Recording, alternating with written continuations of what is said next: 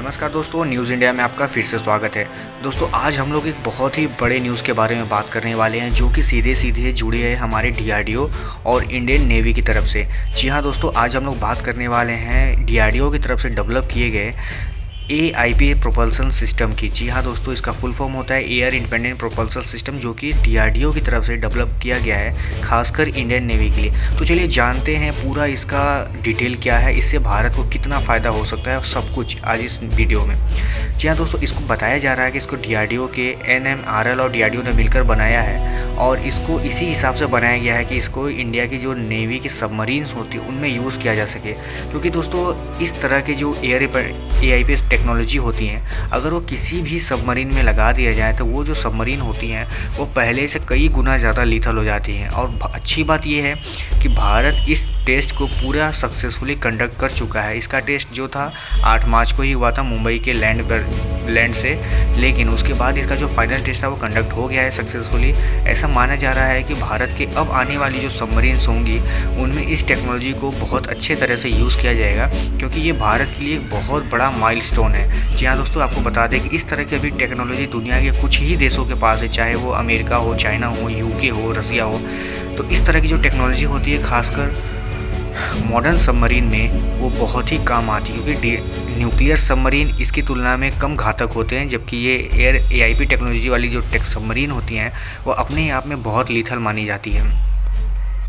अब आपको चलिए दोस्तों बताते हैं कि आखिर ये इतना खास क्यों होता है और इससे भारत की नेवी को क्या फ़ायदे होने वाले हैं। दरअसल दोस्तों देखिए, अगर किसी भी सबमरीन में अपनी बैटरीज़ को चार्ज करना होता है तो नॉर्मल जैसे कि न्यूक्लियर सबमरीन वगैरह होते हैं, इनको अपनी बैटरीज़ को चार्ज करने के लिए सतह के ऊपर आना पड़ता है, चाहे वो डीजल इलेक्ट्रिक ही क्यों ना हो।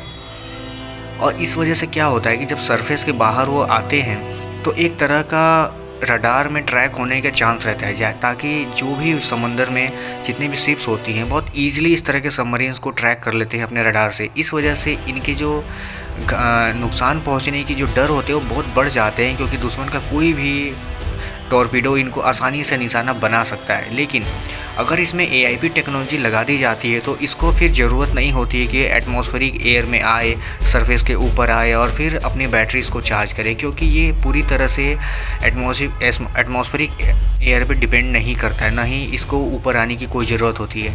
यही कारण होता है कि ये एक लंबे समय तक एक नॉन एआईपी टेक्नोलॉजी वाले सबमरीन की तुलना में काफ़ी लंबे समय तक छुपा रह सकता है पानी के नीचे और अपने दुश्मन पे बहुत आसानी से निशाना बना सकता है, क्योंकि ये इतना साइलेंट होता है कि मतलब इसको साउंड के हिसाब से डिटेक्ट कर पाना बहुत मुश्किल होता है। अब इंडिया चाहता है कि इसका जो आगे का प्लान है 2023 तक, वो अपने सारे कलवरी क्लास के जो नॉन न्यूक्लियर सबमरीन है उनको अपग्रेड करे और उनमें एआईपी टेक्नोलॉजी को लगा दें, क्योंकि इस तरह से भारत की जो नेवी होगी अचानक एक लेवल ऊपर चली जाएगी, क्योंकि उसमें इस तरह की जो घातक टेक्नोलॉजी जुड़ जाएंगी। तो बहुत अच्छी बात होगी कि इस तरह की ज़्यादातर टेक्नोलॉजी हमारे आस पड़ोस के देशों के पास नहीं है। हालांकि चाइना के पास है लेकिन पाकिस्तान के पास नहीं है। और दोस्तों, आपको मज़े की बात ये बताएं कि इसको आत्मनिर्भर भारत के तहत ही बनाया गया है। अब इस टेक्नोलॉजी के आ जाने के बाद भारत उन चंद देशों में शामिल हो गया है जिसके पास इस तरह की टेक्नोलॉजी है, जिनके नाम यूएस, चाइना, यूके, रसिया और फ्रांस हैं। अब दोस्तों आपको बता दें कि भारत का जो ये डीआरडीओ की तरफ से डेवलप किया गया ये टेक्नोलॉजी, ये पूरा फॉस्फोरिक एसिड फ्यूल सेल पे डिपेंड है और इसका जो टेस्ट है वो सक्सेसफुली हो गया है, जो कि मुंबई में हुआ है। अब दोस्तों आपको बता दें कि इसकी तुलना में जो हमारे न्यूक्लियर सबमरीन होते हैं वो उतने घातक नहीं होते, क्योंकि वो काफ़ी शोर करते हैं और उनमें जो रिएक्टर्स लगे होते हैं खासकर इंजन को ठंडा करने के लिए और टेम्परेचर को मेंटेन करने के लिए उनमें कूलेंट का जो यूज़ होता है, इस वजह से उनके जो रिएक्टर्स होते हैं उनमें एक अजीब सी साउंड आती है जो कि बहुत ही बुरा माना जाता है, क्योंकि समंदर में अगर आप साउंड करेंगे तो उसकी जो फ्रीक्वेंसी होती है उसको ट्रैक करना आसान हो जाता है। इससे दुश्मनों को ये तो पता चल जाता है कि हमारे आसपास कोई सबमरीन है। लेकिन अगर आप ये एआईपी टेक्नोलॉजी का यूज़ करते हैं तो वो सबमरीन बहुत कम साउंड करते हैं और लगभग उनमें उनको पता कर पाना इतने बड़े समंदर में एक मुश्किल काम होता है, जो कि एक एडवांस टेक्नोलॉजी की मदद से ही किया जा सकता है। इस वजह से जब एआईपी टेक्नोलॉजी को इंडियन सबमरीन में लगा दिया जाएगा, अपग्रेड किया जाएगा, तो ये बहुत ही लीथल हो जाएंगे।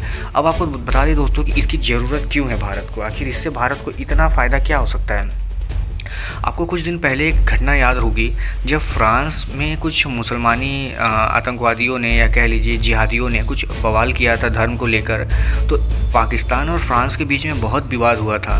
और आपको बता दें कि पाकिस्तान के पास फ्रांस की तरफ से अपग्रेड किए जाने थे एगोस्टा 190B सबमरीन को, जो कि फ्रांस ही उसको अपग्रेड करता है और शायद वो फ्रांस की तरफ से दिया भी गया है पाकिस्तान को। लेकिन जब फ्रांस और पाकिस्तान के बीच में कुछ विवाद हुए तो फ्रांस ने उन्हें अपग्रेड करने से मना कर दिया, क्योंकि पाकिस्तान भी चाहता था कि उसकी सबमरीन में AIP टेक्नोलॉजीज़ को लगा दिया जाए। लेकिन जब फ्रांस की तरफ से पूरा एकदम मना कर दिया गया कि वो नहीं लगाएंगे, ना ही उसको अपग्रेड करेंगे, तो पाकिस्तान बहुत मजबूर हो गया। उसको न चाहते हुए भी फ्रांस के आगे झुकना पड़ा, क्योंकि उसके पास और कोई चारा नहीं था।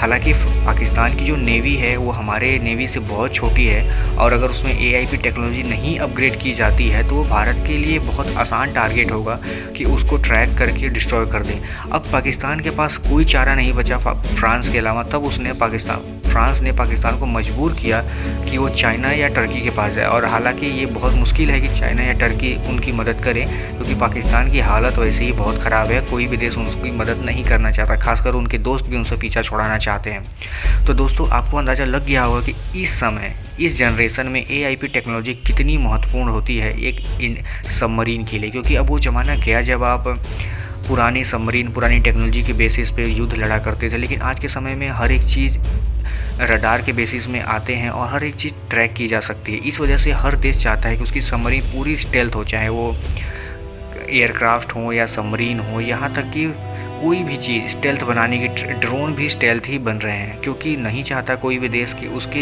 वेपन्स को कोई भी दूसरा देश ट्रैक कर सके और उसको आइडिया लग सके कि वो क्या चीज़ है और कहाँ से आ रही है। तो दोस्तों, आपको क्या लगता है, अब DRDO की तरफ से ये जो न्यूज़ आई आपको कैसी लगी, हमें ज़रूर बताइएगा। और आपको क्या लगता है ये भारत कितने काम आएगी? आपकी जो भी राय हो मुझे कमेंट करके ज़रूर बताइएगा। तो चलिए, कल मिलते हैं किसी और वीडियो में किसी और टॉपिक के साथ। लेकिन अगर आप हमारे चैनल पर पहली बार आ रहे हैं तो चैनल को सब्सक्राइब कर लीजिएगा, क्योंकि हम इंडियन डिफेंस और Indian space science related videos रोज़ लाते रहते हैं। तो चलिए, कल मिलते हैं, तब तक के लिए धन्यवाद।